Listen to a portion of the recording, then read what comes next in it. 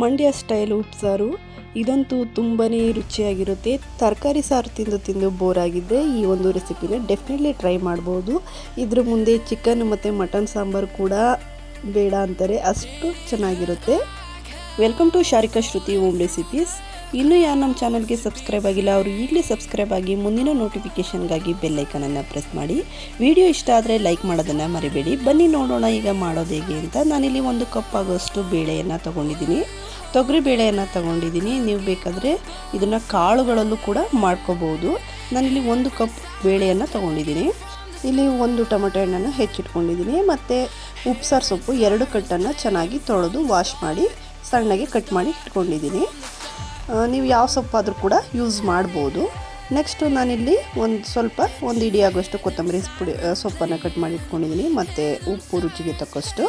ಮತ್ತು ಈಗ ಬೇಳೆಯನ್ನು ನಾವು ಒಂದು ಕುಕ್ಕರ್ಗೆ ಹಾಕಿ ಅದನ್ನು 1-2 ಸಲ ವಾಶ್ ಮಾಡಿಕೊಂಡು ಅದಕ್ಕೆ ಎಷ್ಟು ಬೇಕು ಅಷ್ಟು ಪ್ರಮಾಣದಲ್ಲಿ ನೀರನ್ನು, ನೀವು ಸಾಂಬಾರಿಗೆ ಎಷ್ಟು ಬೇಕು ಅಷ್ಟು ಪ್ರಮಾಣದಲ್ಲಿ ನೀರನ್ನು ಹಾಕಿ ಹೀಗೆ ಲಿಡ್ಡನ್ನು ಕ್ಲೋಸ್ ಮಾಡಿ 2 ವಿಸಲನ್ನು ತೊಗೋಬೇಕಾಗುತ್ತೆ. ತೊಗೊಂಡಾದ್ಮೇಲೆ ತೆಗೆದಾದ್ಮೇಲೆ ಇದಕ್ಕೆ ಕೊತ್ತಂಬರಿ ಸೊಪ್ಪು ಮತ್ತು ಹೆಚ್ಚಿದಂಥ ಟೊಮೊಟೊ ಮತ್ತು ನಾವು ಉಪ್ಸಾರು ಸೊಪ್ಪನ್ನು ಕಟ್ ಮಾಡಿ ಇಟ್ಕೊಂಡಿದ್ವಲ್ಲ ಆ ಉಪ್ಸಾರು ಸೊಪ್ಪೆಲ್ಲನೂ ಹಾಕಿ ರುಚಿಗೆ ತಕ್ಕಷ್ಟು ಉಪ್ಪು ಹಾಕಿ ಇದನ್ನು ಒಂದು 5 ನಿಮಿಷ ಓಪನ್ನಾಗಿ ಬೇಯಿಸ್ಕೊಂಡ್ರೆ ಸಾಂಬಾರು ರೆಡಿಯಾಗುತ್ತೆ. ಒಗ್ಗರಣೆ ಮಾಡುವ ಅಗತ್ಯನಿಲ್ಲ. ಈಗ ನೋಡಿ ಸಾಂಬಾರು ರೆಡಿಯಾಗಿದೆ.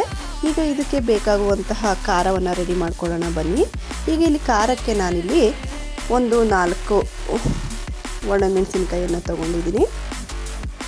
4 ಒಣಮೆಣಸಿನ್ಕಾಯಿ ಮತ್ತು 1 ಚಮಚದಷ್ಟು ಕಾಳು ಮೆಣಸನ್ನು ತೊಗೊಂಡಿದ್ದೀನಿ.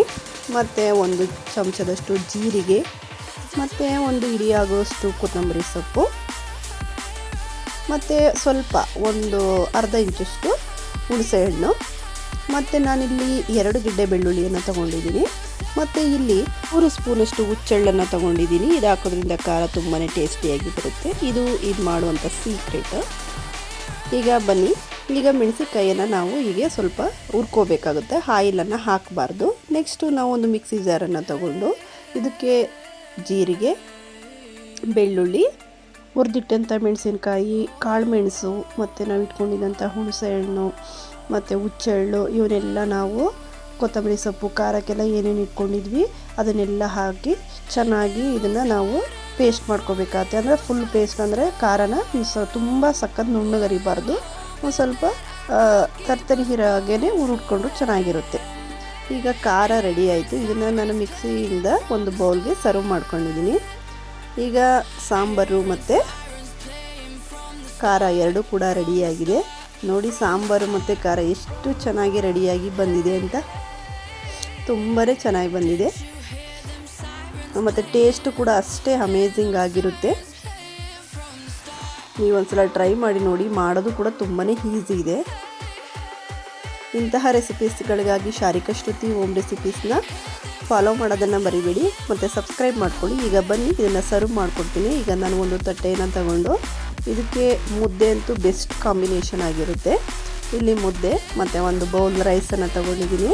ಮತ್ತು ಖಾರ ಇದಕ್ಕೆ ರೊಟ್ಟಿ ಜೊತೆ, ಚಪಾತಿ ಜೊತೆ ಮತ್ತು ಅನ್ನದ ಜೊತೆ ಎಲ್ಲ ಕೂಡ ಕಲಿಸ್ಕೊಂಡು ಕೂಡ ತಿನ್ಬೋದು, ಅಷ್ಟು ರುಚಿಯಾಗಿರುತ್ತೆ. ಈಗ ಉಪ್ಸಾರು ರೆಡಿಯಾಗಿದೆ. ನೀವು ಒಂದು ಸಲ ಮಾಡಿ ನೋಡಿ, ತುಂಬಾ ಚೆನ್ನಾಗಿರುತ್ತೆ.